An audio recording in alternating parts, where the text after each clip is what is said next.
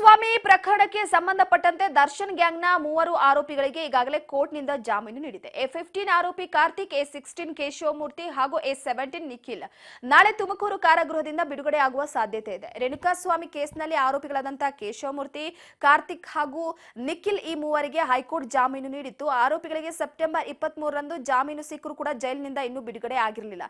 ಇದಕ್ಕೆ ಮೂಲ ಕಾರಣ ನ್ಯಾಯಾಲಯದ ಆದೇಶ ಪ್ರತಿಯು ತುಮಕೂರು ಕಾರಾಗೃಹದ ಜೈಲು ಅಧಿಕಾರಿಗಳನ್ನ ತಲುಪಿಲ್ಲ. ಹೀಗಾಗಿ ಮೂವರು ಇನ್ನು ಜೈಲಿನಲ್ಲೇ ಇದ್ದಾರೆ.